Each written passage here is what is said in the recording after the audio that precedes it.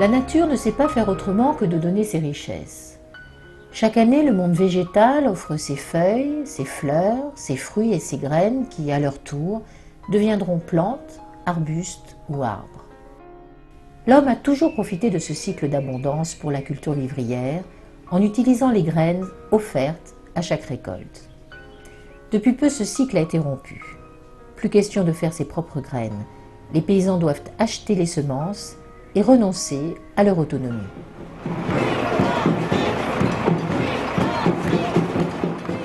Un peu partout en Europe, des collectifs citoyens se forment pour réclamer la libération des semences. Des associations agissent sur le terrain comme Longomaille, Biogerme ou Cocopelli.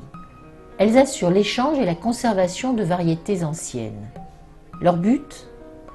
Empêcher la mainmise sur le vivant et retrouver le droit d'utiliser gratuitement toute la diversité de la semence. Donc comment cela se passait il y a 50 ans, à la fois dans les champs pour les paysans, ou aussi auprès des maraîchers ou des jardiniers, dans les jardins les particuliers, à partir du moment où ils avaient accès à une semence qui était reproductive, donc il n'y avait pas de complications, puisqu'on se transmettait pratiquement la semence dans les familles ou dans les villages, on pouvait faire de l'échange, on pouvait faire du troc, et depuis 16 000 ans ou 20 000 ans que l'agriculture existe, on a toujours fait en sorte que les semences puissent se reproduire, faire en sorte que des semences qui étaient adaptées à des terroirs, à des lieux très précis, et on arrivait toujours à faire ça. Et depuis quelques années, tout d'un coup, tout s'est renversé dans l'histoire, et on n'arrive qu'à avoir sur le marché, aujourd'hui, que des hybrides fins ou des clones chimériques dits brevetés. Tout ça parce qu'on veut arriver à contrôler le vivant, donc contrôler ce qui se passe dans l'assiette des gens, puisque si on a conscience de cette chose très importante, de ce qui se passe dans notre assiette, que tu manges bio ou pas bio, le point de départ, c'est la semence. À partir du moment où est arrivée la civilisation, la modernité, où à ce moment-là on a changé de paradigme, c'est-à-dire qu'on a l'argent a une énorme prépondérance, et tout ce qui est la puissance du lucre, c'est-à-dire eh bien, finalement, c'était comment, en quelque sorte, faire du profit même avec le patrimoine collectif de l'humanité qui aurait dû être un patrimoine inaliénable. Et ça a une sorte de hold-up qu'on a réalisé sur ces biens qui sont des biens communs par des groupuscules humains qui en ont fait petit à petit leur propriété. Et les ont donc diffusés à des fins de profit. Et pour aller plus loin et pour arriver finalement à avoir un profit maximal, eh bien ils ne se sont pas contentés simplement de prendre ce larcin et de le divulguer, ils se sont mis même à le manipuler, c'est-à-dire à faire des hybrides qu'on ne peut pas reproduire, et aujourd'hui on en est aux OGM, etc., de façon finalement à investir le marché dans sa globalité par la confiscation du bien commun et la mise en dépendance donc des communautés humaines. Et cette mise en dépendance aujourd'hui atteint l'extrême parce que finalement on est en train de constater que 60% de ces semences ont déjà disparu, certaines on ne les a plus comme patrimoine, et c'est un drame parce que c'est quand même quelque chose qui relève d'une approche morale, d'une approche déontologique, d'une approche éthique. On n'a pas le droit, en quelque sorte, de faire de ce patrimoine collectif, qui est l'héritage de l'humanité à l'humanité, quelque chose qui disparaît pour pouvoir remplacer par des semences qu'on est obligé d'acheter et qui sont donc fabriquées spécifiquement pour faire du profit. Le système qui contrôle aujourd'hui les semences, on va résumer d'une manière un peu simpliste, c'est 9 transmultinationales qui contrôlent 90% du marché de la semence mondiale, blé et riz confondus. Donc à travers les hybrides ou à travers les clones chimériques brevetés, dans le sens où tous ces brevets imposent aux gens qui achètent des semences de passer par ces grands groupes semenciers. Donc au jour d'aujourd'hui, sur la planète, si on supprime les semences hybrides et fins et les semences transgéniques, il n'y a plus rien de reproductible. Tout a été éradiqué au fil des années, puisque les grands semenciers ont été un exemple précis en Inde de nombreuses années, donner à la fois de la semence transgénique ou des hybrides F1 et le packaging qui va avec. On voit à quel problème le paysan indien est confronté au jour d'aujourd'hui. Donc, dans cette incapacité de pouvoir racheter de la semence pour nourrir sa famille. Ou il vend un rein, ou il vend un enfant, ou il vend sa vie. On assiste au jour d'aujourd'hui à 35 000, 40 000, 50 000 suicides individuels ou collectifs dans les villages parce que ces paysans n'ont pas la capacité de pouvoir acheter de la semence. Donc, grand problème. Alors qu'avec des semences biologiques et reproductibles, on a pu le voir encore dernièrement, ces mêmes paysans indiens sont capables sur 1,8 hectare de nourrir une famille de 15 personnes et en plus de pouvoir vendre des choses à l'extérieur pour pouvoir faire des échanges avec les matières qu'ils ne produisent pas sur leur propre ferme. Donc ce qui est important, et ce qu'on dit souvent à Cocopelli, c'est cette autonomie semencière donc permet d'avoir une sécurité alimentaire au niveau de tous ces gens, paysans, maraîchers et communautés rurales dans tout l'hémisphère sud. Et au jour d'aujourd'hui encore beaucoup plus fort puisqu'on s'aperçoit que l'Europe de l'Est fait appel à nous. Au quotidien, on reçoit de nombreuses demandes à laquelle on ne peut pas répondre. Il y a trop de demandes. Et même en Europe de l'Est, les grands coquins sont arrivés, donc il faut qu'on soit aussi présent, même si on est tout petit sur la planète. En résumé, sont autorisés à la culture et la commercialisation uniquement des graines hybrides F1 ou des semences transgéniques, les fameuses OGM, toutes fabriquées par des sociétés agro-industrielles. Alors, qu'est-ce qu'un hybride F1? Qu'est-ce qu'une plante OGM? Et que se cache-t-il derrière ces concepts? Alors, ce qu'on appelle un hybride, en fait, le terme est un petit peu ambigu parce qu'aujourd'hui, quand on parle d'hybride, on pense aux semenciers. On pense aux plantes fournies par les semenciers, alors que ceux qui ont toujours fabriqué les hybrides sont les paysans, qui sont les premiers généticiens du monde.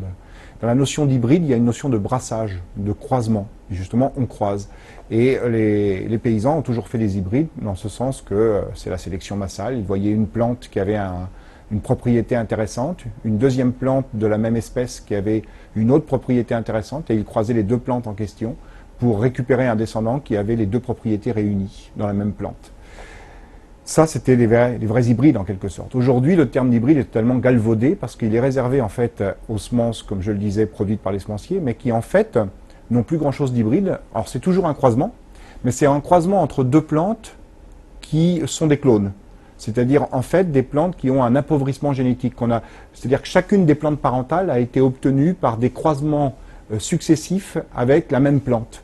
Et du coup, on finit par faire une sorte de consanguinité, bon, même si ce n'est pas un terme qu'on utilise pour les plantes, on a une sorte de dégénérescence consanguine, donc on a une lignée pure génétique, donc on fait ça pour une plante parentale, on fait ça pour une deuxième plante parentale, et ces deux plantes parentales on les croise, et ça donne ce qu'on appelle un hybride F1, qui a une sorte de vigueur juvénile, et donc qui va donner une plante extrêmement belle et productive.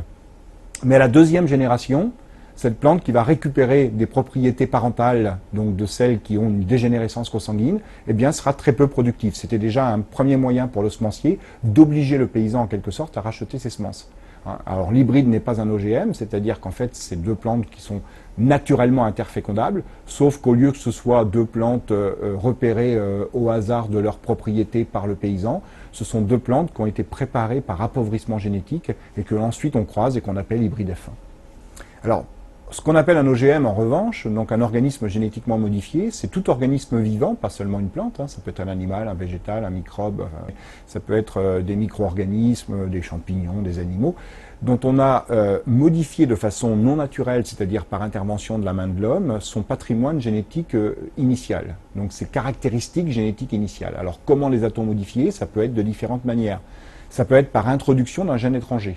Un gène de bactérie dans le maïs, par exemple. Ça peut être par suppression d'un gène de l'organisme en question, un ou plusieurs gènes. Ça peut être par modification chimique d'un ou plusieurs de ces gènes, par substitution d'un ou plusieurs de ces gènes. Donc voilà ce qu'on appelle OGM. Tout ça, ce sont des organismes génétiquement modifiés.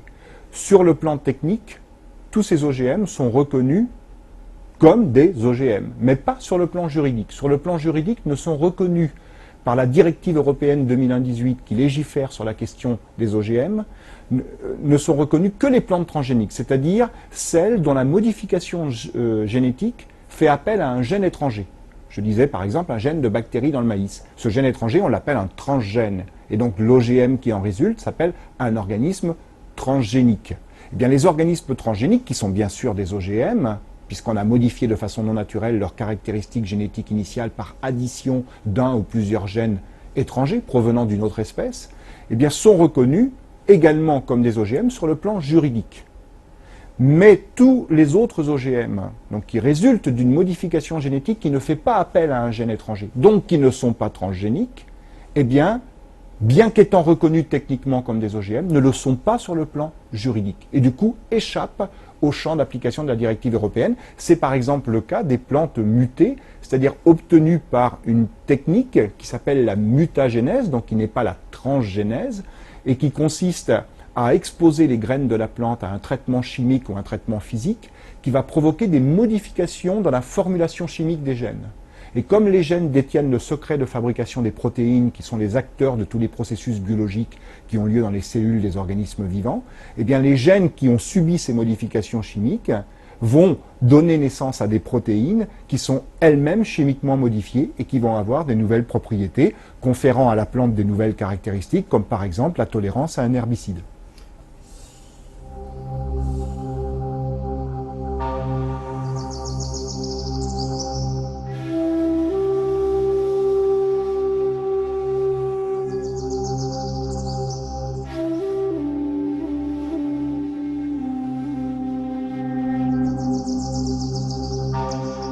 En ce qui concerne les conséquences sur la propriété des semences, je disais tout à l'heure qu'avec les hybrides F1, c'était déjà un premier moyen pour le semencier de mettre une mainmise sur les semences, parce qu'en fait, si le paysan veut replanter une partie de sa récolte, eh bien, à la deuxième génération, les productions sont extrêmement faibles.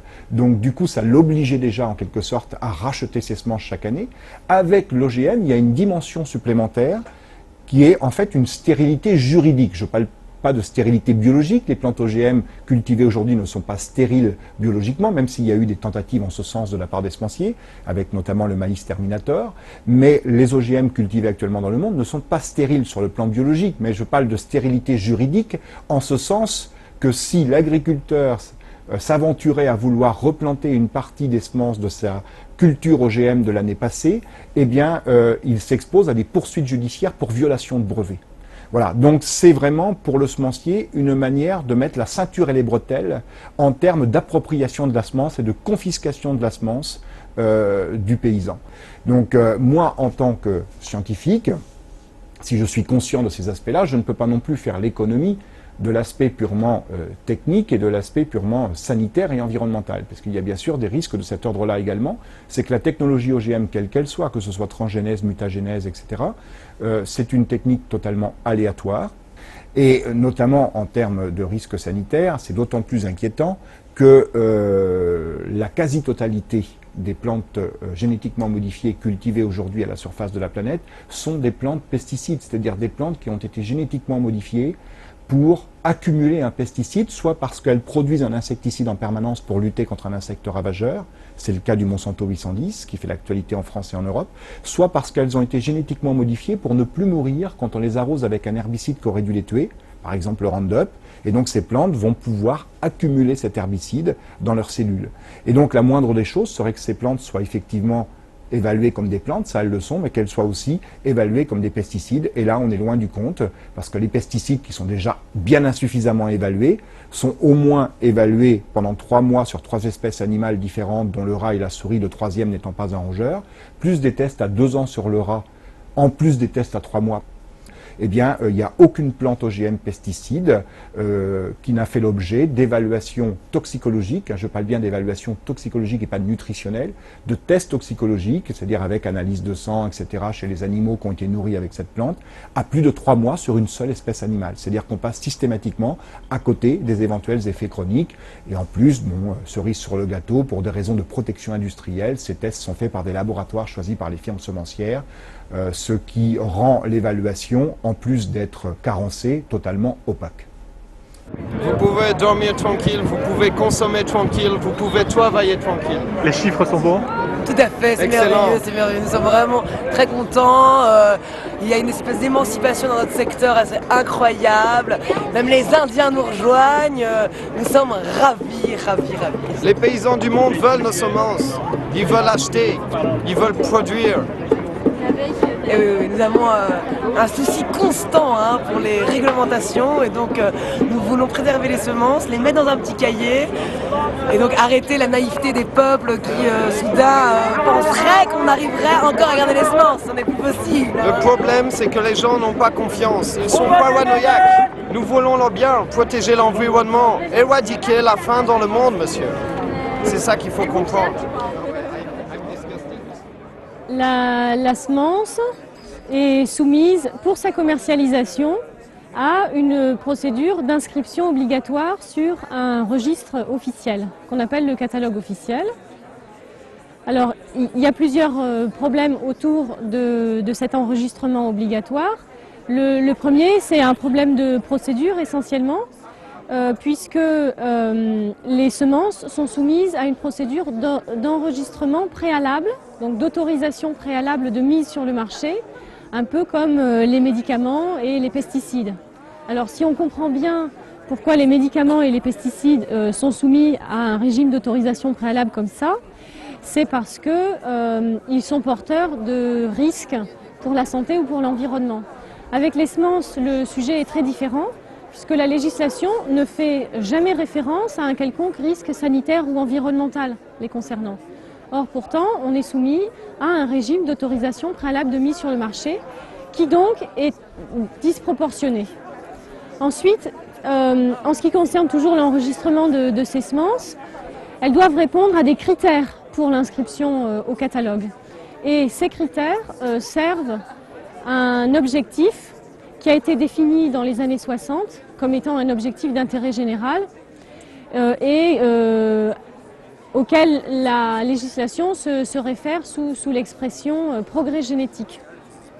Donc le progrès génétique défini dans les années 60, il correspondait finalement à un objectif de sortie finalement de l'agriculture européenne de son arriération et de manière à ce que finalement elle suive un peu le modèle américain. Donc les objectifs que servent ces critères d'inscription au catalogue sont ceux de l'agriculture industrielle.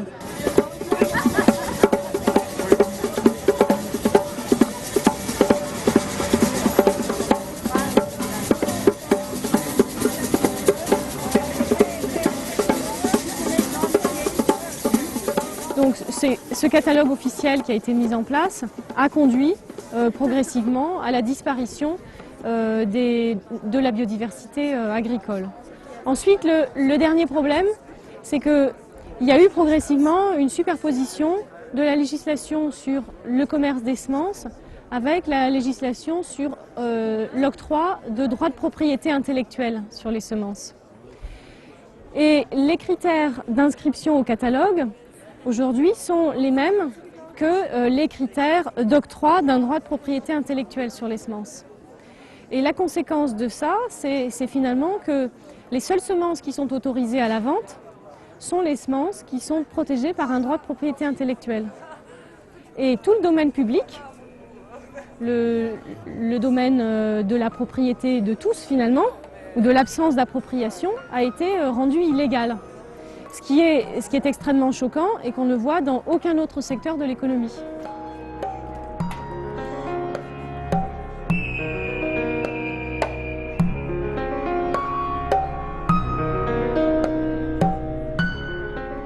Aujourd'hui, en pleine conscience et en France, la semence est sous séquestre.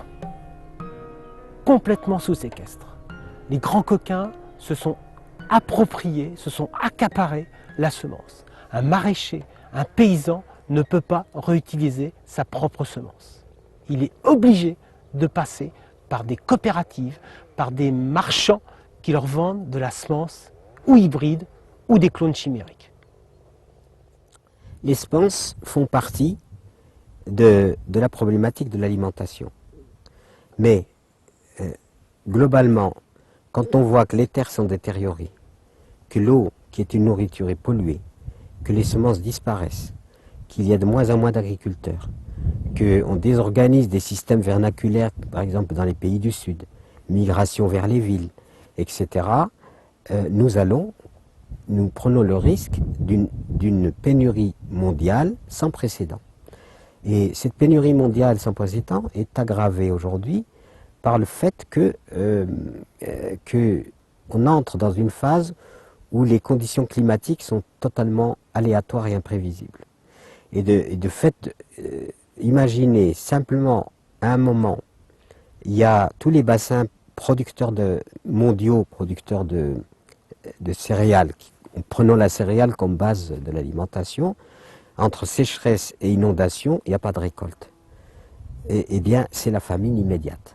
Et les semences, si les semences adaptées, qui résistent, disparaissent, remplacées par des semences artificielles inadaptées, qui est fragile, eh bien, si on met tous ces paramètres les uns derrière les autres, on peut dire qu'il risque d'y avoir à ce moment-là une combinatoire, c'est une conjonction de différents éléments négatifs, au cœur duquel sera la semence.